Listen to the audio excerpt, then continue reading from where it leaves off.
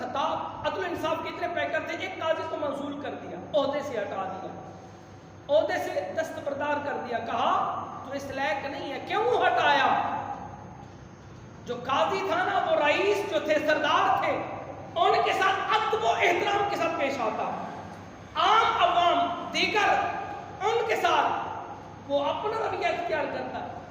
تو حضرت عمر بن خطاب کو جب پتہ چلا نا، کہا قاضی تجھے اس لیے نہیں بٹھایا کہ سرداروں کو عزت دے اور غریب عوام کو تو اپنے رویے سے اختیار کرے، نہیں، اسلام سب کے لیے یکساں ہے، سب کے لیے برابر ہے۔ اس کو عہدے سے معزول کر دیا، ہٹا دیا۔ حضرت عمر بن خطاب رضی اللہ تعالیٰ عنہ، قحط کا زمانہ آیا آپ کے زمانہ کے اندر، تو آپ کے باورچی نے نا گوشت پکا لیا، تو جب آپ کے سامنے کھانا پیش کیا گیا، آپ نے دیکھا گوشت ہے، پوچھا ہے باورچی کہاں سے لایا؟ کہا بازار سے۔ کہا باقی لوگ لے سکتے ہیں؟ کہا نہیں۔ فرمایا پھر تجھے نہیں پتا کہ جب باقی نہیں لے سکتے تو پھر عمر بن خطاب کیسے گوشت کھا سکتا ہے؟ فرمایا قانون سب کے لیے برابر ہے۔ گورنر کے بیٹے حضرت عمر بن عبدالعاص، حضرت عمرو بن العاص گورنر ہے، ان کے بیٹے، ایک مسیح کو مارا، قطبی تھا، مسیح قطبی کو کہتے ہیں، وہ چلتا چلتا مدینے کے اندر حاضر ہوا، عرض کی اے عمر، کیا اسلام یہ اجازت دیتا ہے کہ ایک مسلمان عیسائی کو مارے؟ تو پھر حضرت عمر بن خطاب نے جب شکایت سنی نا، تو کہا بلاؤ جی گورنر کے بیٹے کو میرے بارگاہ میں۔ اب گورنر کا بیٹا سامنے ہے، مسیح عیسائی وہ بھی سامنے ہے، تو حضرت عمر بن خطاب نے جب شکایات سنی نا، تو کہا اے قطبی، میرے سامنے گورنر کے بیٹے کو مار، میرے سامنے۔ یہ نہیں کہا تو غیر مسلم ہے اور یہ مسلمان گورنر کا، نہیں کہا میرے سامنے مار اس کو۔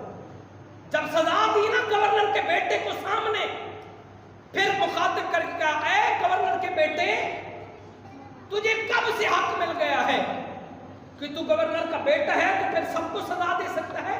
نہیں، اسلام سب کے لیے برابر ہے، اسلام سب کے لیے یکساں ہے۔ آج ہم تھوڑا سا رکھ رکھ ہو کر جاتے ہیں، رشتہ داری دیکھ جاتے ہیں، ہم دونوں کو راضی کرنے کی کوشش کرتے ہیں، ظالم کو بھی راضی کرتے ہیں، مظلوم کو بھی راضی کرتے ہیں، حالانکہ اسلام اس چیز کی اجازت نہیں دیتا۔ آؤ ذرا ایک اور واقعہ آپ کے ذمن میں لاتا ہوں۔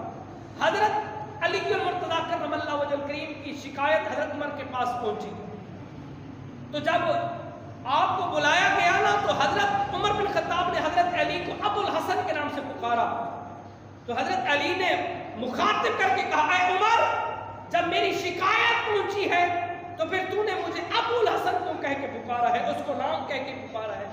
کہا پہلے معافی مانگو، میں بھی اسی طریقے سے حاضر ہوں جس طریقے سے وہ شکایت لے کے حاضر ہے۔ تو حضرت عمر بن خطاب نے حضرت علی کی بارگاہ سے جو ہاتھ جوڑ کے معافی مانگ، کہا میں معافی مانگتا ہوں۔ آج ہم کیا کرتے ہیں؟ حالانکہ علی کون ہے یہ آپ جانتے ہیں، علی کون ہے یہ آپ جانتے ہیں، لیکن علی نے روکا، اے عمر رک جا، اسلام سب کے لیے برابر ہے۔ اب اس کو اگر نام سے پکارا ہے تو مجھے بھی کہتے اے علی یہاں حاضر ہو جاؤ، مجھے ابو الحسن نہیں کہنا تھا۔ پھر جب انصاف کرنے والا ہو تو پھر رعایا بھی علی کی طرح ہوتی ہے، جب انصاف کرنے والا قاضی اچھا ہو پھر رعایا بھی اسی طریقے سے ہوتی ہے۔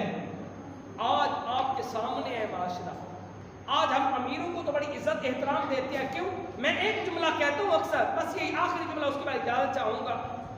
جس بندے کے پاس پیسے ہوں نا، پیسے اور زبان کا اچھا بھی نہ ہو، تو ہم غریب لوگ یا کوئی بھی ہو، ہم اس کی گالی بھی بڑی عزت و احترام کے ساتھ سنتے ہیں، اس کی ہوئی بکواس بھی عزت کے ساتھ سنتے ہیں۔ کیوں؟ کیونکہ وہ پیسے والا ہے، وہ بدماش ہے، وہ گنڈا ہے، اس لیے ہم اس کی گالی بھی عزت کے ساتھ سنتے ہیں۔